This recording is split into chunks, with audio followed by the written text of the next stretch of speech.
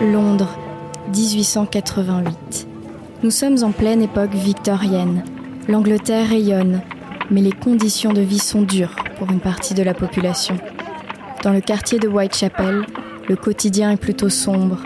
Ici, dans ce dédale de ruelles mal éclairées, vit la classe ouvrière londonienne, mais aussi de nombreux immigrés. La pauvreté et la violence sont monnaie courante, et les événements de l'automne 88 vont définitivement plonger les habitants dans l'angoisse.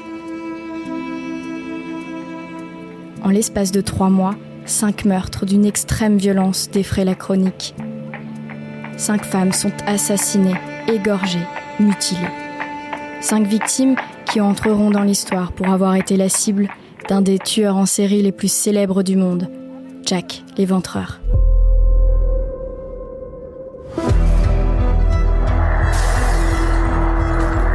Scène de crime.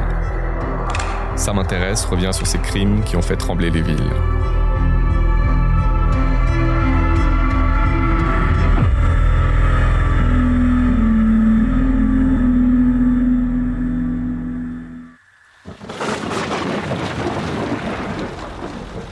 Notre histoire commence le 31 août 1888. Vers 3h40 du matin, le corps sans vie d'une femme est retrouvé dans une sombre ruelle du district de Whitechapel. La victime, Marianne Nichols, 43 ans. Elle gît dans une flaque de sang, la gorge tranchée, le ventre entaillé.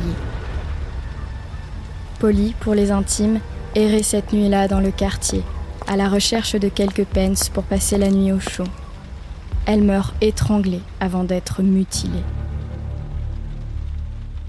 Quelques jours plus tard, le 8 septembre, le corps d'Annie Chapman est découvert dans une arrière-cour du quartier voisin. Elle aussi a été mutilée. La victime était étendue par terre, la gorge était coupée presque entièrement d'une oreille à l'autre. Journal La Justice, 10 septembre 1888. Les jupes, relevées jusqu'à la poitrine, laissaient voir le ventre ouvert dans toute sa longueur. Les intestins en avaient été arrachés. Le cœur et le foie de la malheureuse étaient placés derrière sa tête. Aucun bruit, aucun cri n'avait été entendu, ni pendant la nuit, ni pendant la matinée. Toutefois, il est certain que le crime a été commis dans la cour où le cadavre a été trouvé.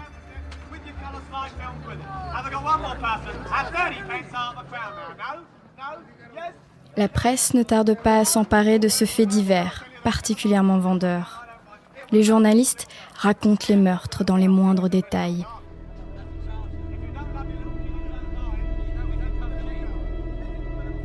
À la fin du mois, une lettre, écrite à l'encre rouge, est adressée au Central News, l'agence de presse britannique. Un individu affirme être l'auteur des 2 homicides. J'adore mon travail et je veux recommencer. Vous entendrez bientôt parler de moi et de mes amusants petits jeux. Au prochain travail, je trancherai les oreilles de la dame et les enverrai aux officiers de police, histoire de m'amuser un peu. La lettre est signée Jack the Ripper, Jack l'Éventreur. Le mythe est né. Le 30 septembre, quelques jours après l'envoi de cette mystérieuse lettre, que les autorités n'avaient pas prise au sérieux, Catherine Eddowes et Elizabeth Stride sont assassinées.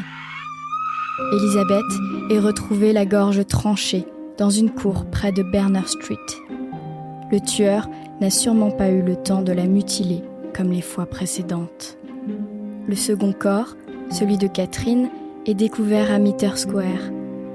Son lobe d'oreille est entaillé, sa gorge est tranchée, son abdomen ouvert par une profonde coupure.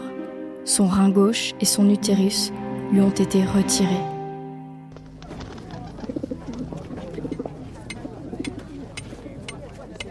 La répétition de ces crimes inquiète la population.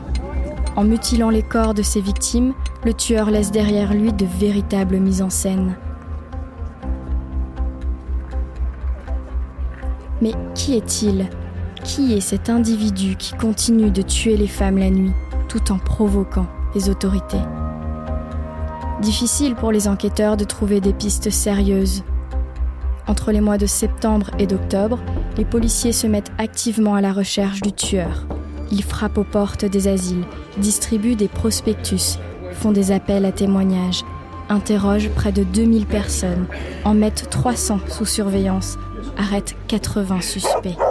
Mais cela ne suffit pas. Un comité de vigilance est par ailleurs créé dans le quartier pour organiser des patrouilles la nuit. L'émotion est vive au sein de la population. Certains n'hésitent pas à dénoncer leurs voisins et à accuser les immigrés juifs qui habitent le quartier. La police, la presse, mais aussi le comité reçoivent de nombreuses lettres. Certaines de ces missives sont prétendument rédigées par le tueur. L'une d'elles, intitulée « From Hell », est adressée au comité avec un morceau de rein. « Je vous ai envoyé la moitié du rein que j'ai pris d'une femme. Conservez pour vous l'autre partie. Je l'ai frite puis mangé, c'était très bon. Je pourrais vous envoyer le couteau ensanglanté qu'il a pris si seulement vous attendez un peu plus longtemps. » Le 9 novembre, Mary Jane Kelly, 23 ans, est retrouvée morte dans son lit alors que son propriétaire venait lui réclamer le loyer. Cette fois, l'assassin n'a pas tué dans la rue, mais au domicile de sa victime. Le corps était étendu sur le dos, les jambes ouvertes. La tête était presque complètement détachée du tronc. Journal La France, 12 novembre 1888. Les traits du visage, hachés de coups de couteau, étaient méconnaissables. Le nez et les oreilles avaient été enlevés. Un des seins avait été complètement coupé, laissant les côtes à découvert. Le ventre était fendu et les entrailles et les parties sexuelles en avaient été arrachées. Le foie avait été placé entre les jambes, près des pieds, et les cuisses étaient dépouillées de la peau dont plusieurs fragments avaient été déposés sur la table, près du sein coupé. Le corps était entièrement nu et tailladé de la tête aux pieds. Toutes sortes de rumeurs contradictoires circulent dans le quartier qui est en proie à la plus vive agitation. Mais jusqu'à ce moment, la police semble aussi déroutée que dans les occasions précédentes.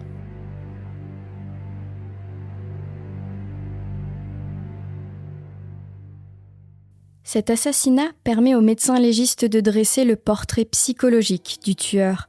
Pour lui, l'individu n'est pas médecin, comme on aurait pu le présupposer. Il est décrit comme un homme solitaire, sujet à des crises de manie meurtrière et sexuelle. Ce meurtre, encore plus sordide que les précédents, sera le dernier de cette triste série, attribuée à Jack l'Éventreur. Mary Jane Kelly était donc la 5e et dernière femme tuée dans ce quartier pauvre de l'Est londonien. Les victimes seront décrites comme des prostituées. Pourtant, dans son livre The Five, l'historienne Ali Rubenhold démontre qu'elles n'étaient pas toutes des travailleuses du sexe. Seuls Stride et Kelly étaient connues pour s'être prostituées. Leur point commun, toutes étaient des femmes pauvres, des proies faciles pour celui que personne ne saura identifier. Encore aujourd'hui, la véritable identité du tueur est remise sur la table et de nouvelles théories émergent. Alors, Jack était-il boucher, proche de la famille royale, barbier, fabricant de cigares ? Le mythe perdure plus de 135 ans après les faits.